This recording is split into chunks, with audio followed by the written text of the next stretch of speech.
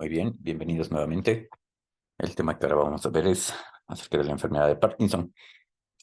Esta enfermedad es bastante común y bastante frecuente verla en nuestro medio. Muchos podemos tener un familiar incluso cercano con esta enfermedad. Por lo tanto, su reconocimiento, su diagnóstico es importante para dar también el tratamiento oportuno. Así que, bueno, vamos a empezar esta clase. Bueno, como un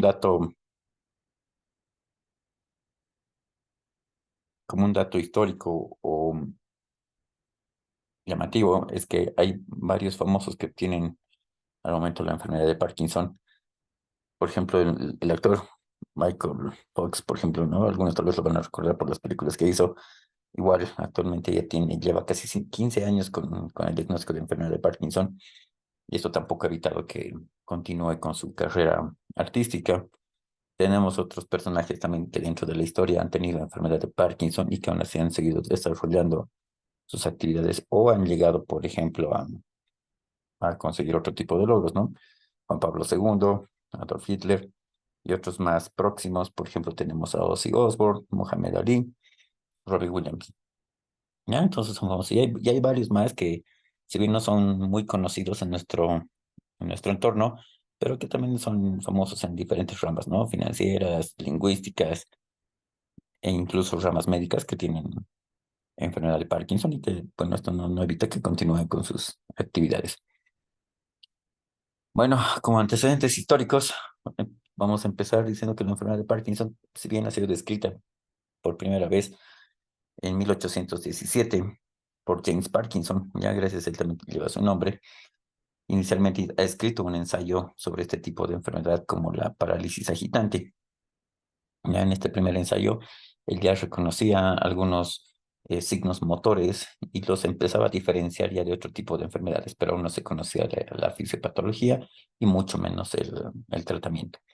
Pero ya se sabía que era una enfermedad propia de adultos mayores que aumentaba el proceso demencial y podía conducir incluso a complicaciones que podrían posteriormente desencadenar la muerte, ¿no? Entonces, ya desde esta época ya se conocía esta enfermedad. Es una enfermedad neurodegenerativa del sistema nervioso central. Si bien no tiene cura, pero se puede controlar, los síntomas se pueden controlar con el tratamiento. ¿Ya? Y las personas pueden realizar sus actividades con regularidad. Puede afectar tanto a adultos jóvenes y adultos mayores, aunque es poco frecuente que sea en adultos jóvenes y más frecuente entre los 50 y 60 años de edad, ¿no? Como edad de inicio. El manejo es multidisciplinario, eso es importante. No solamente es el tema de dar el tratamiento para el temblor. También, como vamos a ver más adelante, tiene connotaciones en cuanto a la parte psiquiátrica, a la parte motora de rehabilitación, ¿ya? Incluso la parte social. Entonces, tiene bastante implicación. ¿Cómo podemos definir a la enfermedad de Parkinson? Como un proceso neurodegenerativo del sistema nervioso extrapiramidal que se caracteriza por la deficiencia de dopamina, ¿ya? Lo que provoca la muerte de las células en la sustancia negra del mesencéfalo. Esta imagen es típica, la van a encontrar en cualquiera de sus búsquedas que hagan. Estas son piezas cadavéricas, donde acá se ve, por ejemplo, la sustancia negra en un mesencéfalo normal. Ya alcanzamos a ver la sustancia negra. Y en un mesencéfalo con enfermedad de Parkinson, vemos que no existe esa sombra negra, ¿no? La sustancia negra prácticamente ha disminuido o se ha agotado. La enfermedad de Parkinson está dentro de los síndromes parkinsonianos. ¿Ya? Los síndromes parkinsonianos son trastornos del movimiento que se caracterizan justamente por temblor, por ralicinesia, por alteraciones de la marcha. Pueden haber varias enfermedades que pueden tener este mismo tipo de síntomas, ya sea uno o dos de estos. Entonces entran dentro de esta categoría, ¿no? De los síndromes parkinsonianos. Pero existen, por ejemplo, los parkinsonismos primarios. Dentro de los parkinsonismos primarios está la enfermedad de Parkinson como tal y las enfermedades degenerativas del sistema nervioso. Es decir, que no solamente el Parkinson provoca este temblor o esta rigidez o esta dificultad para la marcha, también lo hace la atrofia multisistémica, la parálisis nuclear progresiva, la degeneración córtico-basal y más raramente la enfermedad de Huntington. También existen los parkinsonismos secundarios, ¿ya? Secundarios, pero a otro tipo de etiología. Están, por ejemplo, los postencefalíticos, después de haber tenido un curso de infeccioso, por ejemplo. Los iatrogénicos, es decir, cuando a veces nos excedemos en el tiempo de uso de una medicación o en la dosis también del tratamiento, principalmente por la flunaricina. Es bastante común ver adultos mayores que están más de 3 meses con flunaricina, entonces pueden empezar a desencadenar este temblor.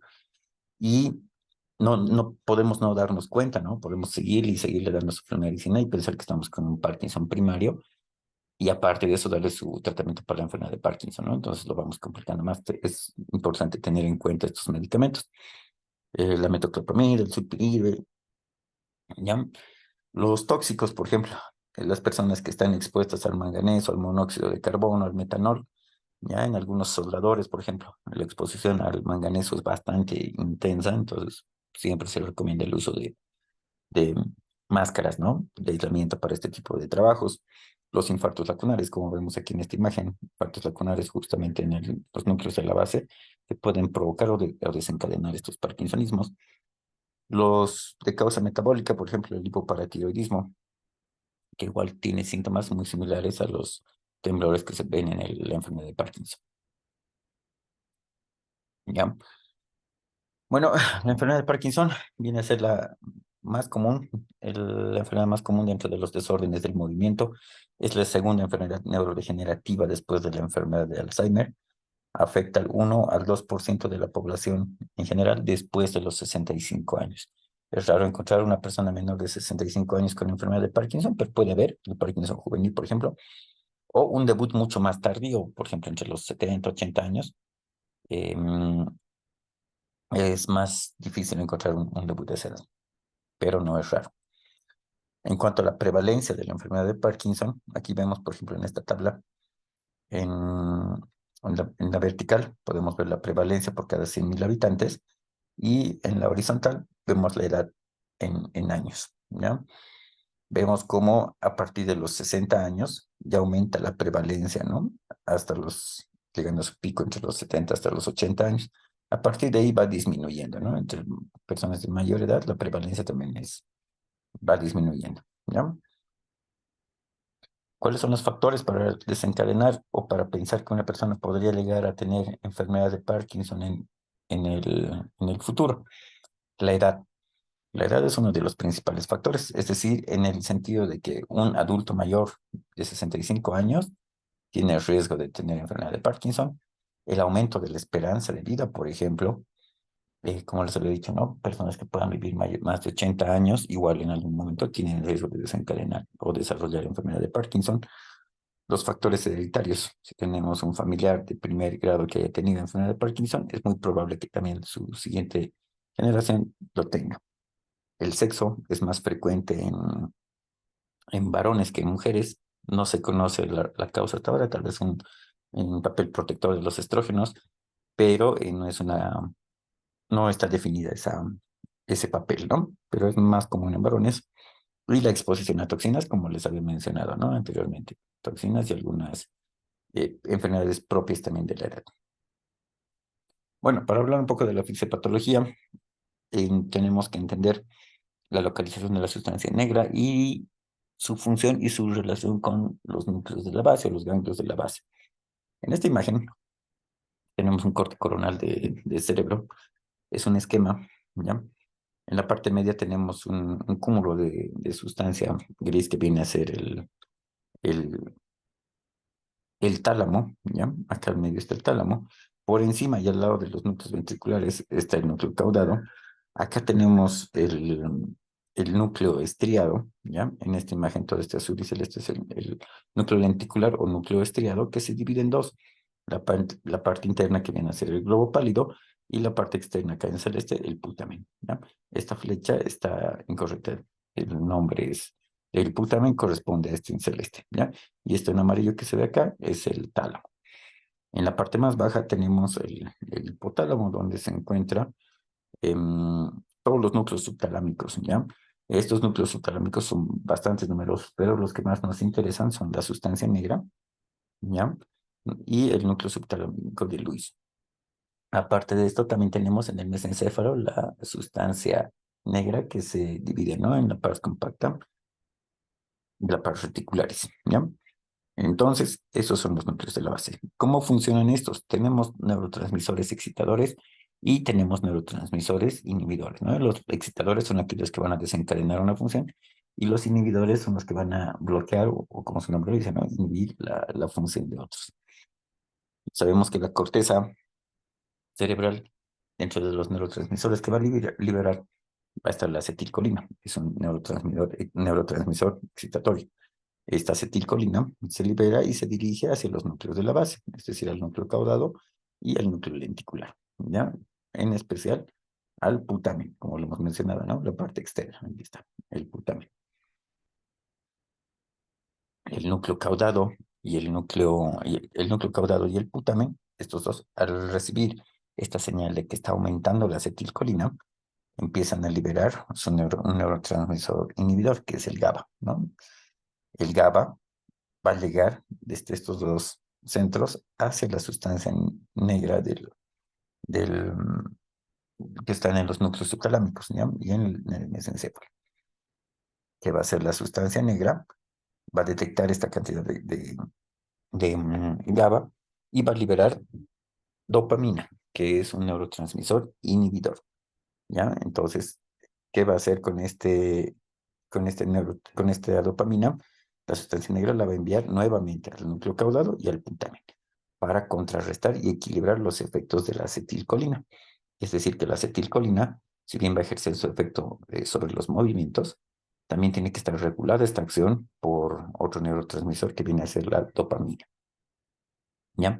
Entonces, ¿qué sucede en la enfermedad de Parkinson? A medida que estas neuronas van degenerando, muriendo en la sustancia negra, aquí, que son las que producen la dopamina, se genera un desequilibrio de neurotransmisores.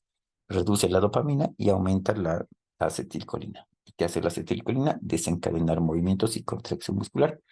Entonces, si bien tenemos acá la sustancia negra que está liberando dopamina, ¿ya? Aquí representado en las líneas rojas, vemos acá con más detalle que esta dopamina se va a transmitir a través de las sinapsis interneuronales. En este esquema, en esta parte baja, en los puntos rojos representan a la dopamina, ¿ya? Entonces tenemos gran cantidad de dopamina que en parte está bloqueando y equilibrando la función excitatoria que va a tener la acetilcolina. Por lo tanto, esta neurona va a tener una función equilibrada, tanto de contracción y también de relajación. Por lo tanto, la dopamina es un neurotransmisor de equilibrio de las funciones de la acetilcolina para controlar los movimientos. ¿Qué pasa en la enfermedad de Parkinson? Como vemos acá, bajan los niveles de dopamina. Ya no vemos tanta dopamina como hace rato. Y aumentan la concentración de la acetilcolina, lo que hace que su efecto sea mucho mayor y más exagerado de la acetilcolina. ¿Ya? Esta alta concentración de acetilcolina va a producir un exceso de actividad a nivel de las neuronas, lo que provoca la enfermedad de Parkinson, ¿no? Esa rigidez, esa dificultad en la marcha y ese temblor. Aquí vemos otra imagen de manera esquemática igual, donde se encuentra la sustancia negra, aquí en el mesencéfalo, justamente por detrás de los pedúnculos cerebelosos, ¿ya? Y al disminuir, ya sea con edad o por cualquier otra etiología, la sustancia negra va desapareciendo, por lo tanto ya no se libera dopamina y quedan los receptores vacíos para dopamina, actúa con mayor intensidad la acetilcolina y se generan los desórdenes del movimiento, ¿ya? Entonces aquí está. En esta imagen vemos, por ejemplo, ya un deterioro, ¿no? de la sustancia negra prácticamente ha desaparecido. Cerca de la pérdida del 80-90% de la producción dopaminérgica de la sustancia negra ha disminuido en estas imágenes. Por lo tanto, debe existir una pérdida entre el 60 al 80% de las neuronas dopaminérgicas en la sustancia negra para que empiecen a aparecer los síntomas en la enfermedad de Parkinson. Y esto es llamativo porque ya gran parte de estas neuronas ya se habrían perdido, ya se habrían degenerado y empiezan los síntomas, ¿no? Entonces, antes de que ocurra esto, existen otro tipo de síntomas o manifestaciones que nos puedan estar alertando de una probable enfermedad de Parkinson, ¿ya? Y es por eso que vamos a hablar de las manifestaciones clínicas. Es importante saber que la enfermedad de Parkinson tiene síntomas tanto motores y síntomas no motores. Tal vez nosotros estamos más acostumbrados a ver los síntomas motores y dejamos de lado o los subestimamos a los síntomas no motores, o tal vez ni los consideramos, ¿no? Entonces, por eso es importante tomar en cuenta esto, ¿ya? Está muy relacionada la aparición de los síntomas em, con estos síntomas motores y no motores, ¿ya? Los síntomas no motores son los que aparecen primero. Si bien no tenemos rangos de tiempo, de aquí a cuánto tiempo, porque puede ser con un deterioro acelerado, un deterioro enlentecido, ¿ya? Pero es importante tomarlos en cuenta. Vemos aquí en esta tabla en la vertical que está dividido en 4 niveles. Tenemos una enfermedad de Parkinson prodrómica, la enfermedad de Parkinson en una etapa temprana, la enfermedad de Parkinson en una etapa media y la enfermedad de Parkinson en una etapa tardía, ¿no? Aquí vemos una flecha de progresión que va desde la prodrómica hacia la etapa tardía, ¿no? A la izquierda tenemos los síntomas motores y a la derecha tenemos los síntomas no motores. Si vemos y empezamos por el cuadro de la derecha, tenemos que en la enfermedad de Parkinson prodrómica vamos a tener netamente síntomas no motores, ¿ya? Los síntomas motores están ausentes. Estos síntomas no motores van a ser, por ejemplo, excesividad de somnolencia diurna, ¿ya? El paciente tiene más a dormir y es típico que los familiares nos digan eso, que ahora se la pasa durmiendo más tiempo. Ansiedad, se ponen más nerviosos, más tensos. El estreñimiento, un detalle bastante importante para tomar en cuenta en la aparición de enfermedad de Parkinson. La hiposmia, la depresión, los trastornos del comportamiento, en especial del sueño. Pueden ser sueño muy profundo, también puede ser un sueño muy corto, ¿ya? Entonces, estos síntomas, si bien si vemos una persona con estos síntomas, no vamos a pensar en enfermedad de Parkinson, ¿no? Podemos pensar que es simplemente por la edad, por medicamentos, y a veces por eso les digo, no lo tomamos muy en cuenta. Pero ya es que ya está empezando, ¿no? Cuando ya tenemos una enfermedad de Parkinson temprana, empiezan ya a aparecer algunos síntomas motores, ¿no? La bradicinesia, la rigidez y el temblor en las extremidades. A estos se acompañan de otros síntomas no motores, además de estos que mencioné al principio. Tenemos, por ejemplo, la apatía, la fatiga, los deterioros cognitivos leves, algunos olvidos, por ejemplo, ¿no? Que pueden pasar por alto pensando que pueden ser fisiológicos, y el dolor en la musculatura, ¿no? En la etapa media de la enfermedad de Parkinson, los síntomas motores, aparte de la bradicinesia, rigidez y temblor, vamos a tener las deformidades axiales, es decir, el paciente tiende a inclinarse hacia adelante, ¿ya? O a veces hacia los lados, se altera su postura. Tenemos las discinesias, tenemos las fluctuaciones de los síntomas motores. Por ejemplo, puede haber etapas en las que puede estar muy móvil y otras en las que puede estar muy, muy rígido. Los síntomas no motores en esta etapa media van a ser la hipotensión ortostática, cuando los pacientes sienten mareos o a veces te refieren como desvanecimientos, por ejemplo, al incorporarse, al levantarse o al agacharse, y algunos síntomas urinarios, ya sean de emergencia urinaria o incontinencia urinaria. Si pasamos a la etapa tardía de la enfermedad de Parkinson, a todos estos síntomas motores se aumentan las caídas que son frecuentes en los pacientes porque no pueden caminar, justamente por la inestabilidad postural y los trastornos de la marcha y la disfagia, ¿no? El paciente que ya no puede comer. Y a todos estos síntomas se suman la demencia, que ya está en una etapa igual avanzada, y los síntomas psicóticos, ¿no? Que se caracterizan por alucinaciones y delirios. Entonces, en conjunto, si se dan cuenta, la enfermedad de Parkinson no solamente es el temblor, que a veces vemos una persona temblando y lo primero que dicen es enfermedad de Parkinson, ¿no? Sino tiene una connotación mucho más amplia y mayor, ¿no? También hay que tomar en cuenta los síntomas no motores. Esta tabla igual resume prácticamente todo lo que les he mencionado, ¿no? Los síntomas motores y no motores, pero tienen que tomar en cuenta todos estos, ¿no? Todos estos síntomas previos. Vamos a desglosar algunos que son importantes, ¿ya? Para que se puedan entender mejor. Las manifestaciones clínicas motoras van a tener 4 signos cardinales, ¿ya? La bradicinesia o asinesia, el temblor de reposo, la rigidez y la inestabilidad postural. ¿A qué nos referimos con bradicinesia o asinesia? es el enlentecimiento del movimiento. El paciente va a hacer todo lento, su marcha va a ser lenta, los movimientos de su mano van a ser lentos, los pies se mueven lentamente. Y asinesia es que prácticamente es como si no hubiera movimiento, ¿no? El paciente no puede moverse, es un movimiento muy pobre, que pueden ser espontáneos. En la expresión facial, por ejemplo, uno al hablar y al expresarse tiende a veces a sonreír, a hacer algunos gestos que nos permiten comunicarnos y hacernos entender. Sin embargo, estos pacientes tienen asinesia de los músculos faciales. Ahí viene el signo, ¿no? La facies del parkinsoniano, que es una facies anímica, ¿no? Y algunas asinesias asociadas, por ejemplo, el braceo al caminar. No mueven los brazos al caminar como nosotros lo haríamos, ¿no? Ondulando los brazos de adelante hacia atrás. Estas alteraciones de bradicinesia o asinesia se evidencian en la marcha, en la escritura y otros movimientos especialmente repetitivos, por ejemplo, como al peinarse, al comer. El 50% va a presentar alteraciones bilaterales en el examen inicial. No es raro encontrar estos síntomas en una sola extremidad, ¿no?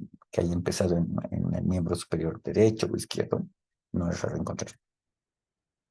¿A qué nos referimos con la rigidez? La rigidez, por ejemplo, es la resistencia que pone un segmento corporal a ser desplazado. Es decir, si nosotros lo queremos mover de manera pasiva, automáticamente el cuerpo del paciente se va a resistir a este movimiento, ¿ya? Allí es donde viene el signo de tubo de plomo, porque hay una resistencia permanente al movimiento. Entonces es como mover justamente un tubo de plomo, que es, si bien lo podemos realizar, pero se puede quedar en cualquier lugar o posición en la que nosotros lo dejemos. El signo de la rueda dentada y el signo de Froment, por ejemplo, están presentes en esta, en este signo, ¿ya? En esta manifestación. ¿Cómo es el signo de Froment y la rueda dentada? Aquí, por ejemplo, vamos a ver en este video, le pedimos nosotros al paciente que haga un movimiento, como vamos a ver acá, con la mano izquierda, le vamos a pedir que haga un movimiento de distracción, que abre y que cierre los dedos, ¿ya? Que abre y que cierre la mano. Mientras nosotros hacemos un movimiento pasivo con la otra extremidad.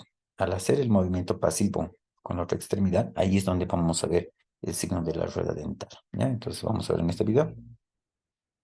Aquí, por ejemplo, se le está pidiendo que haga un movimiento activo de distracción y notan cómo su brazo del paciente jala. Vamos a ver con más claridad en este otro lado. Aquí se le pide que haga un movimiento pasivo, ¿ven? Con la mano que abre y que cierre, y aquí se ve cómo hace movimientos de resistencia contraria, ¿ya? Ese es el signo de Froment.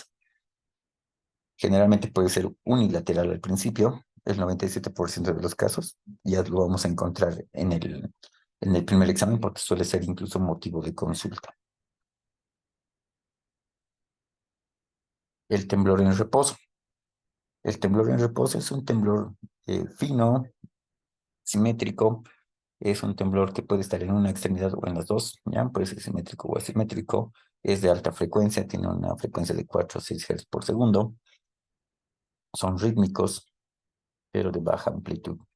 Ya los vamos a ver en este video, por ejemplo, ¿ya? Ahí está, un temblor fino, rítmico, en reposo. ¿Ya? Este tipo de temblor empeora cuando están más nerviosos los pacientes o más tensos, por eso llegan a consulta y ahí es donde evidenciamos más el temblor. Y tiende a disminuir, y esta es una diferencia muy importante con otros signos de temblor, que tiende a disminuir o desaparecer con acciones. Por ejemplo, si le pedimos que se peine, si le pedimos que se abotone la camisa, o si le pedimos que haga movimientos con las manos, que se lleve un vaso a la boca, ese temblor disminuye. Pero colocan sus manos en reposo y nuevamente empieza el temblor, ¿ya? Inicialmente puede ser asimétrico, el 50% de los casos es el síntoma inicial, y el 15% de los pacientes nunca va a tener temblor, ¿ya? O sea, no es un signo que tiene que estar sí o sí en los parkinsonianos. Puede haber Parkinson sin temblor. Dentro de las alteraciones de la marcha tenemos los pasos cortos, la marcha de pasos cortos, ¿ya? Como vemos en este video, es una marcha que tiene dificultad para iniciar. Han visto cómo ha tratado de iniciar la marcha con mucha dificultad, muy lento, pasos muy cortitos, se agacha para adelante, ¿ya? Es como que trata de alcanzar su centro de gravedad ¿ya? Hay esa propulsión hacia adelante y no hay el braceo, no hay esas oscilaciones que normalmente tendrían que haber, ¿ya? Incluso puede aumentar el temblor en las manos durante la marcha, porque el paciente se pone más nervioso, es como que se fuera a caer, ¿no? Aquí también en el esquema vemos estas alteraciones de la marcha, ¿no? Dificultad al inicio y después ya empieza con su marcha y es muy acelerada con esa propulsión e inestabilidad hacia adelante. Otras alteraciones que podemos encontrar en la enfermedad de Parkinson, por ejemplo, podemos encontrar micrografía a lo largo de los años y el tiempo. El paciente puede ir alterando su letra. Si bien puede tener una escritura habitual, con la progresión de la enfermedad, la escritura se va haciendo más pequeña, más difícil e ilegible. Hay otros trastornos de la conducta, por ejemplo, hay diferentes artículos que denotan esta situación, ¿ya? Y las alteraciones del olfato, por ejemplo, ¿no? Las anospias. Eso en cuanto a los síntomas o las manifestaciones motoras. Y ahora vamos a ver los signos y síntomas no motores, que son bastante más amplios que los síntomas motores, ya porque vamos a tener síntomas tanto de la personalidad, comportamiento, cognición, los trastornos del sueño, trastornos de la sensibilidad, los trastornos autonómicos y otros incluso que ni siquiera están clasificados que puedan haber. Pero tenemos estos, ¿no? Los más comunes en cuanto a presentación, según diferentes estudios que se han realizado, donde los síntomas que predominan como síntomas no motores, primero tenemos los trastornos del sueño. En el 60% de los pacientes, por lo menos, no duermen o tienen mucho sueño diurno. Los problemas autonómicos vesicales, ya sean de tipo urgencia, frecuencia o incontinencia urinaria, ¿ya? El estreñimiento, que es otro de los síntomas no motores bastante frecuente, ¿ya? Y en cuanto a la sensibilidad, el dolor que pueda presentar por esa contracción sostenida de los músculos, puede haber dolor, ¿no? Dolor muscular, ¿ya? Las disfunciones sexuales se ha visto también en algunos pacientes, pero muchas veces no lo mencionan, ¿no? Entonces, a veces no tenemos un registro de si justamente está teniendo este tipo de síntomas, que también puede generar depresión en el paciente, ¿no? ¿Cómo hacemos el diagnóstico? El diagnóstico de la enfermedad de Parkinson es netamente clínico. No existe un estudio de resonancia magnética o una tomografía, una radiografía, un laboratorio, estudios de electrodiagnóstico, nada que nos apoye el diagnóstico, ¿no? Es diagnóstico clínico y patológico en autopsias, por las imágenes que les he mostrado. ¿Ya? Entonces, en los pacientes que recibimos es clínico. Ya no existen estudios complementarios que nos ayuden. Bueno, esta imagen resume prácticamente la evolución de la enfermedad de Parkinson. Es una imagen que es un cuadro que nos muestra. En la parte baja, por ejemplo, tenemos la clínica en un paciente que puede movilizarse totalmente independiente, sin dificultad para moverse. Un paciente que ya tiene cierta dificultad y un trastorno de la marcha, con ciertas limitaciones. Aquí un paciente mucho más limitado y aquí uno que prácticamente está postrado. ¿Ya? Toma en cuenta las lesiones que se producen dentro de las células, ¿ya? Una célula aislada que puede estar empezando a lesionarse en cuanto a su actividad metabólica, que obviamente no va a tener manifestaciones clínicas. Em, Esta transmisión que puede haber de una célula a otra, ¿ya? Una célula puede estar con algún problema y en otra región distante puede haber otra célula que también puede estar empezando con estas manifestaciones.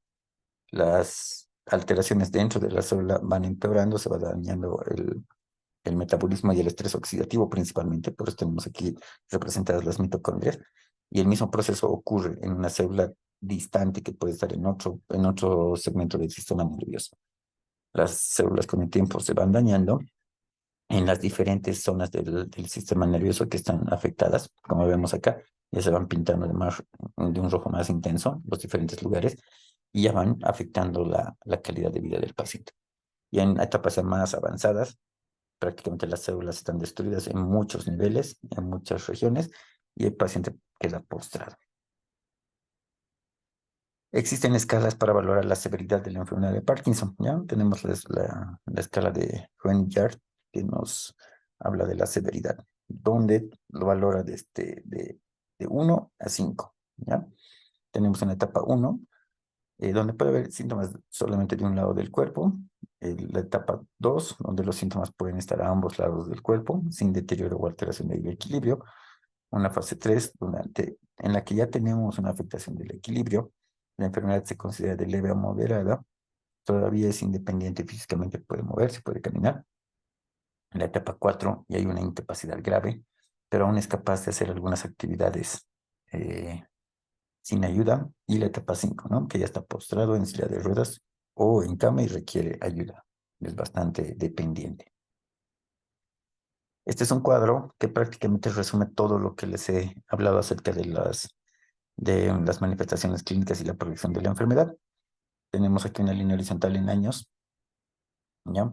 Desde que empiezan la bradicinesia y la rigidez, que puede ser el síntoma inicial y motivo de consulta, hasta los 20 años siguientes, incluso más, se van a ir sumando todo tipo de alteraciones, ¿ya? Los trastornos dilutorios, la hipotensión ortostática, la disfunción eréctil, y cuando ya iniciamos el tratamiento, ¿no? A veces llegan justo a la mitad del inicio o con una bradicinesia ya avanzada, con el tiempo va a haber pérdida de la efectividad del tratamiento.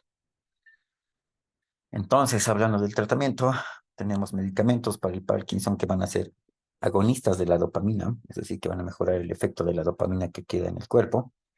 Los inhibidores de la monoaminooxidasa, ¿ya? Que es la enzima que va a degradar a la dopamina. Tenemos que bloquear esa enzima para que la dopamina también pueda actuar, ¿ya? Y los análogos sintéticos de dopamina, como la levodopa. Esta tabla resume prácticamente el tratamiento. No tenemos variedad de medicamentos para tratar la enfermedad de Parkinson. La enfermedad de Parkinson, el tratamiento es bastante amplio y complejo en el sentido de que tenemos un tratamiento farmacológico y tenemos un tratamiento y manejo multidisciplinario. En el manejo multidisciplinario, también tenemos que involucrar, por ejemplo, la parte de fisioterapia y rehabilitación para evitar tanto el dolor y la rigidez en los pacientes. También tenemos que involucrar a la parte o a la especialidad de psiquiatría para manejo de la ansiedad y la depresión que pueda generar. A la terapia del dolor, si el dolor es muy intenso y de difícil control, con AINES, por ejemplo, o medicación básica, también tenemos que recurrir a eso. Y por neurología tenemos que tratar los síntomas, ¿no? Los síntomas motores principalmente. Para esto, nosotros recurrimos a los fármacos que van a aumentar la actividad de la dopamina, ya sean precursores de la dopamina, como la levodopa, ¿ya? Que en nuestro medio y a nivel mundial los tenemos asociados a inhibidores de la monoaminoxidasa o de la dopa carboxilasa, ¿ya? Como la benseracida o la carbidopa. Y tenemos a los agonistas dopaminérgicos, ¿ya? Que nos ayudan a potenciar la actividad de la dopamina que tenemos todavía. Y los inhibidores del metabolismo de la dopamina, ¿ya? Los inhibidores de la MAO, por ejemplo. Ahora, otros fármacos que, si bien afuera son más comunes utilizar los fármacos que disminuyen la actividad colinérgica, los que van a ir a bloquear la actividad de la acetilcolina, como el biperideno, nosotros también aquí los usamos, pero a veces nos provocan también otro tipo de sintomatología, ¿no? Entonces, tenemos que tener bastante cuidado en usar estos, ¿ya? En cuanto al efecto de la medicación, por ejemplo, aquí, ¿no? En este esquema vemos el efecto que tiene la levodopa, ¿ya? Que aumenta la concentración de dopamina, se va a convertir en dopamina y va a ir directamente a los receptores.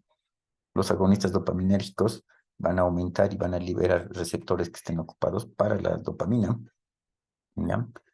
Y los inhibidores de la MAO, de la monoaminoxidasa. Esta es la enzima que va a destruir a la dopamina. Entonces, ¿qué hace el tratamiento? Bloquea prácticamente el efecto de la monoaminoxidasa, ¿ya? Existe tratamiento quirúrgico para la enfermedad de Parkinson que puede tener sus complicaciones, por ejemplo, pero que esto ya es más, tiene ciertos criterios, son bastante estrictos estos criterios. Ya tienen que ser un paciente que tenga síntomas motores, pero sin síntomas psiquiátricos, por ejemplo, lo cual es bastante difícil de controlar. ya con estimulación cerebral profunda, por ejemplo, a través de la aplicación de unos electrodos sobre la superficie cerebral que van a mandar impulsos hacia el tálamo, ¿ya? Para tratar de controlar los movimientos y tienen un control externo, ¿ya? El tratamiento quirúrgico también influye, por ejemplo, a provocar lesiones a nivel del tálamo, que se llama la talamotomía, la palidotomía, por ejemplo, para lesionar el globo pálido, y la subtalamotomía, que es para estimular la sustancia negra también a nivel de los núcleos subtalámicos, ¿ya? Entonces, lo importante en este nivel y algo que les va a servir realmente a ustedes es, uno, conocer acerca del tratamiento, la progresión de la enfermedad para que la puedan ustedes derivar a las especialidades que corresponden según las necesidades del paciente. Y dos, que se encarguen también de hacer mantener el tratamiento que se deja inicialmente, ¿no? Y ustedes son la primera línea prácticamente para ver si el tratamiento que se está dejando tiene o no tiene su efecto. Y si ustedes notan que no tiene su efecto, entonces necesitan una regulación medicamentosa, ya sea de la dosis. Una de las preguntas principales que muchas veces nos hacen los familiares es ¿cuándo iniciamos tratamiento? El tratamiento nosotros lo iniciamos cuando prácticamente afectan las condiciones de vida. Muchas veces puede ser un paciente que esté con problemas de constipación, de anosmia, por ejemplo, ¿no? Y algo de temblor o tal vez rigidez, pero que no afecta su vida. Puede realizar todas las actividades, es dependiente. Entonces, en este tipo de pacientes no iniciamos tratamiento, ¿ya? A menos de que este temblor, esta rigidez ya limite sus funciones y ahí sí realmente tenemos que iniciar el tratamiento. El tratamiento es dependiente y es ajustado a cada paciente. Por eso es que no les he dejado un esquema o una dosis, porque se ajusta a las necesidades de cada paciente. Si en neurología dejamos una medicación y una dosis, esta dosis y medicación se tiene que cumplir y la función de ustedes que van a estar en atención primaria al principio es verificar justamente eso, ¿no? Que la medicación se esté recibiendo el paciente en el horario que se le ha indicado, en la forma que se ha indicado. Y si ustedes notan que el tratamiento no está teniendo el efecto deseado, que los síntomas motores han aumentado o se están añadiendo síntomas no motores, entonces también referirlo a las especialidades que corresponde para ajustar las dosis. Y nosotros dejamos un nuevo esquema y así, ¿no? Continuamos de esa forma y trabajamos más en conjunto. Si es un paciente que está muy bien controlado con las dosis actuales, entonces ustedes estarían haciendo el trabajo correcto, ¿no? De hacer que se mantenga este tratamiento. ¿Listo? Eso es todo acerca de la enfermedad de Parkinson. Es un tema bastante amplio. El manejo incluso es motivo de otra charla por ser multidisciplinario, pero cualquier duda siempre estamos prestos a resolverlo.